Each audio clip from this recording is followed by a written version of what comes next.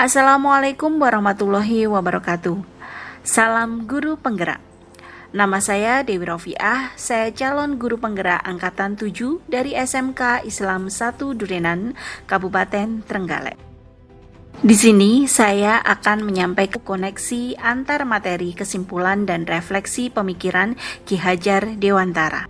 Sebelum mempelajari konsep Ki Hajar Dewantara, dalam melakukan pembelajaran di kelas, saya sudah melakukan kegiatan pembelajaran di mana siswa lebih aktif atau student center.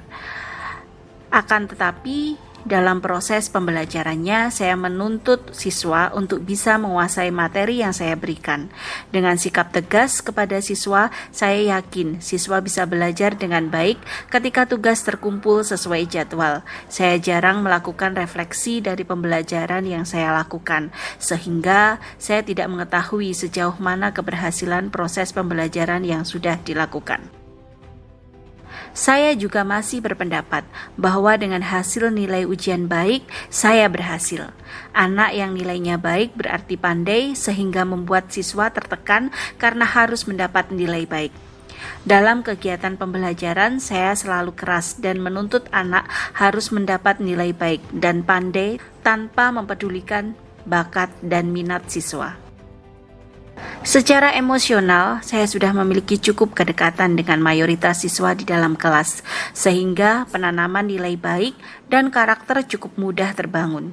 Akan tetapi, pada saat tertentu dalam mengkondisikan kelas, kadang saya masih menggunakan ancaman dan hukuman untuk membuat siswa disiplin dan bertanggung jawab. Selama saya memahami modul 1.1 tentang filosofi pendidikan Ki Hajar Dewantara, di situ terdapat pemikiran Ki Hajar Dewantara, yaitu pembelajaran menuntun, pembelajaran memerdekakan, pembelajaran berpihak pada anak, pembelajaran sesuai kodrat alam dan kodrat zaman, dan budi pekerti. Pendidikan menuntun. Sebagai seorang pendidik, tidak bisa memaksakan kehendak kepada siswa untuk mengikuti apa yang kita inginkan. Pendidik harus mampu menuntun siswa sesuai bakat, minat, dan kemampuannya. Berangkat dari hal tersebut, saya berusaha untuk menciptakan suasana belajar yang menyenangkan. Apalagi anak usia SMK, kegiatan pembelajaran harus didesain menarik, menyenangkan, dan tidak membosankan, sehingga siswa mampu berkolaborasi dan berpikir kritis. Pendidik sebagai role model harus memberikan teladan yang baik untuk siswa dan penanaman budi pekerti. Harus bisa engarso sung tulodo ing madya mangun karso tuturi handayani. Di mana kita di depan sebagai teladan, ketika kita berada di tengah-tengah, kita membangun motivasi, dan ketika kita ada di belakang, kita mendorong motivasi siswa untuk selalu berkembang lebih baik.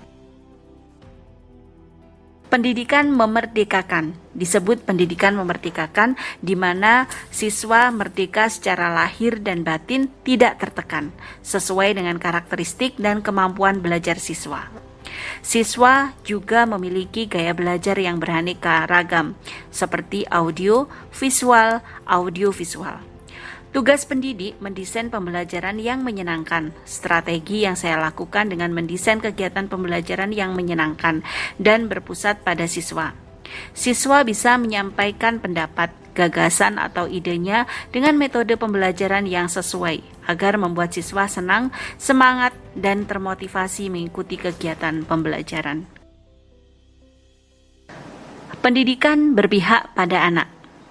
Pendidikan berpihak pada anak dengan mengembangkan potensi, bakat, minat, dan kreativitas sesuai kodrat alam dan kodrat zamannya, tanpa ada tekanan atau paksaan, sehingga anak merasa bahagia secara lahir dan batin.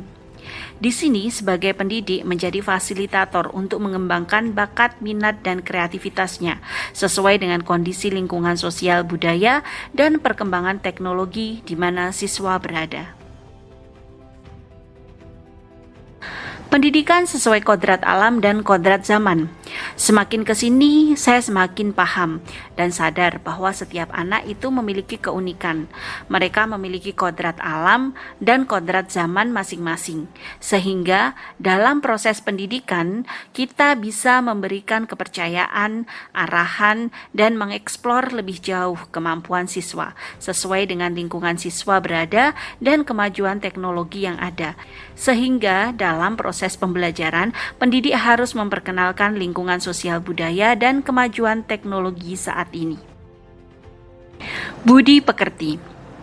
Budi pekerti atau watak atau karakter merupakan perpaduan antara gerak pikiran, perasaan, dan kehendak atau kemauan sehingga menimbulkan tenaga. Budi pekerti juga dapat diartikan sebagai perpaduan antara cipta, karsa, sehingga menciptakan karya. Dalam penerapannya, dalam kegiatan pembelajaran, pendidik bersama siswa melakukan kebiasaan-kebiasaan baik seperti berdoa sebelum kegiatan pembelajaran dimulai. Pembiasaan baik sholat duha, tahlil, dan tadarus sebelum kegiatan pembelajaran dimulai.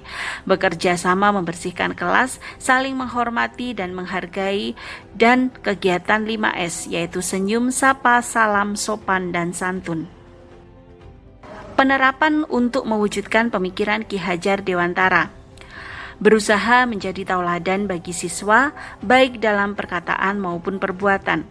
Melakukan pendekatan emosional kepada seluruh siswa dengan saling berbagi cerita dan memotivasi siswa. Melaksanakan pembiasaan pendidikan karakter secara terus-menerus dan berkelanjutan. Merancang pembelajaran yang berpusat kepada siswa dan menyenangkan dengan metode pembelajaran yang sesuai.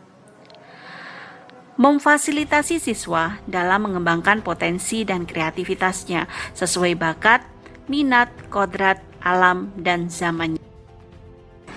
Demikian yang bisa saya sampaikan. Terus semangat untuk tergerak, bergerak, dan menggerakkan. Terima kasih. Wassalamualaikum warahmatullahi wabarakatuh.